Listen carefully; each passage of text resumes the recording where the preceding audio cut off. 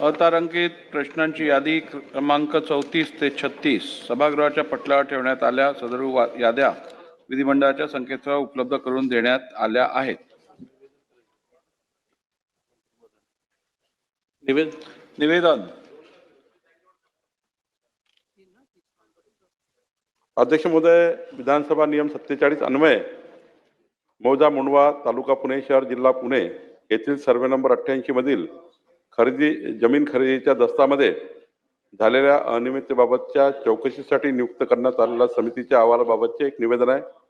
अध्यक्ष महोदय, मौजे मुंडवा, तालुका पुणे शहर, जिल्हा पुणे येथील सर्वे नंबर 88 मधील जमीन खरेदीच्या दस्तामध्ये झालेल्या अनियमिततेबाबत चौकशीसाठी अप्पर मुख्य सचिव महसूल यांच्या अध्यक्षतेखाली दिनांक 7/11/2025 रोजी शासन निर्णयाद्वारे समिती नियुक्त करण्यात आली होती. नियुक्त समितीने प्रस्तुत प्रकरणी चौकशी करून चौकशीचा अहवाल शासनात दिनांक 12/2/2026 रोजी सादर केला आहे. सदर समितीचा अहवाल शासनाने स्वीकारला असून तो आता सभागृहाच्या पटलावर ठेवण्यात येत आहे. तसेच सदर अहवाल महसूल विभागाच्या rfd.maharashtra.government.in या वेबसाईटवर उपलब्ध करून देण्यात येत आहे.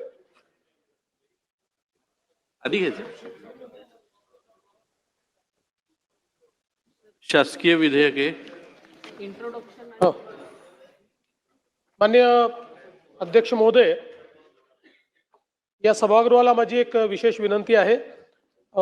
सन 2026 चे विधानसभा विधेयक क्रमांक 30 भारतीय न्याय संहिता महाराष्ट्र सुधारणा विधेयक 2026 मांडण्यास मला सभागृहाची अनुमती मिळावी. आपल्या सगळ्यांना कल्पना आहे की आपल्या सभागृहाने एकमताने शक्ती कायदा मंजूर केला होता आणि हा कायदा आपण मंजूर करून केंद्र सरकारला पाठवला होता. त्यावेळी केंद्र सरकारने त्या ठिकाणी आपल्याला सांगितलं होतं की BNS हा नवीन कायदा होतोय आणि त्यामुळे आता जर तुमचा कायदा मंजूर केला तर दोन कायद्यांमध्ये कॉन्फ्लिक्ट होईल. आणि मग BNS चा कायदा हा केंद्र सरकारने मंजूर केला आणि जवळजवळ आपल्या शक्ती कायद्यातल्या ज्या तरतुदी होत्या त्या तरतुदी त्यांनी BNS च्या कायद्यामध्ये घेतल्या. आपण एक समिती डीजींच्या अध्यक्षतेखाली तयार केली आणि त्या समितीला आपण सांगितलं की आपण केलेला शक्ती कायदा आणि BNS चा कायदा याच्यामध्ये अशा कुठल्या तरतुदी आहेत की ज्या आलेल्या नाहीत. तर त्या संदर्भात डीजींनी एक रिपोर्ट आपल्याकडे सादर केला आणि आपला संपूर्ण जो कायदा आहे त्या कायद्यातले 2 कलम सोडून बाकी सगळे कलम हे BNS मध्ये आले आहेत. अशा प्रकारचा त्यांनी आपल्याला त्या ठिकाणी रिपोर्ट दिला आणि ही जी 2 कलम आलेली नाहीत ही स्टेट अमेंडमेंट म्हणून आपण मान्य केली पाहिजेत अशा प्रकारे त्यांनी सांगितलं. मग हे 2 अमेंडमेंट काय आहेत तर अगदी छोटे छोटे अमेंडमेंट आहेत जे त्या कायद्यात आले नाही आहेत. पहिलं अमेंडमेंट असं आहे की आपण आतापर्यंत बलात्कार किंवा तत्सम जे काही गुन्हे आहेत या गुन्ह्यांमध्ये जी पीडिता आहे तिचं नाव डिस्क्लोज करत नाही असं आपल्या कायद्यामध्ये आहे. शक्ती कायद्यामध्ये त्याच्यासोबत आपण टाकलं होतं की ऍसिड विक्टिमचंही नाव हे पब्लिश होऊ नये.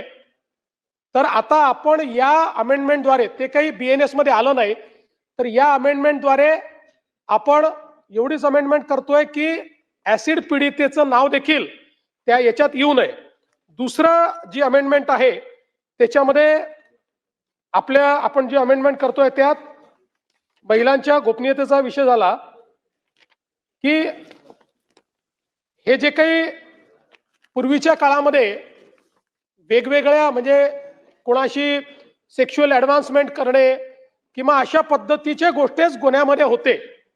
आपण शक्ती कायद्यामध्ये आता जे वेगवेगळे डिजिटल माध्यम आले आहेत त्या डिजिटल माध्यमावरही स्त्रीची बदनामी केली तर ती बदनामी सेक्शुअल ऑफेन्सच्या अंतर्गत किंवा हे जे वेगवेगळे आपण रेपचे वेगवेगळे कॅटेगरीज दिलेले आहेत, मोलेस्टेशनच्या कॅटेगरीज दिल्या आहेत त्या कॅटेगरीमध्ये येतील अशा पद्धतीनं आपण त्यावेळेस केलं होतं.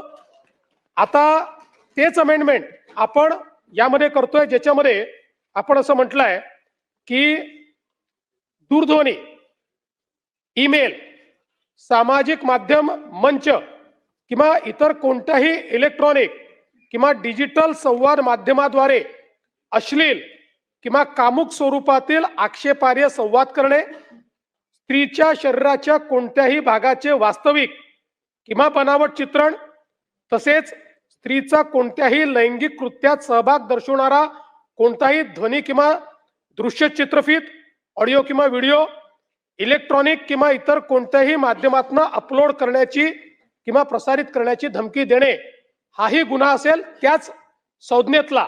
म्हणजे त्याचं गांभीर्य आपण हे वाढवलेलं आहे. अशा प्रकारचे दोनच अमेंडमेंट आहेत की जे शक्ती कायद्यात होते पण BNS मध्ये आलेले नाहीत. म्हणून ह्या दोन अमेंडमेंटला स्टेट अमेंडमेंट म्हणून आपण पुन्हा त्या ठिकाणी केंद्र सरकारकडे पाठवतो आणि म्हणून हे विधेयक मी मांडलेलं आहे. एक मिनिट मांडायचं हा हो. पण हे इंट्रोडक्शन आहे, कन्सिडरेशनच्या वेळेला बोला ना तुम्ही. नाही करून टाकू आपण. ठीक आहे, त्यांना 2 मिनिटं काही बोलायचं असेल. सन 2000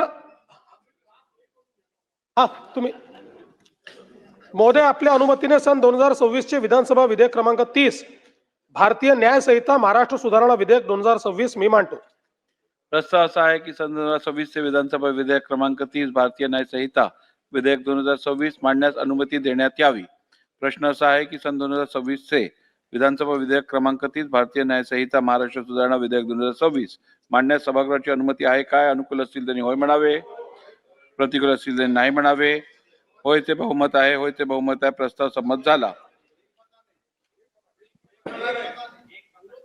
माननीय अध्यक्ष महोदय, विधानसभा विधेयक क्रमांक 30 भारतीय न्याय संहिता महाराष्ट्र सुधारणा विधेयक 2026 विचारात घेण्यात यावे असा आपल्या अनुमतीने मी प्रस्ताव मांडतो.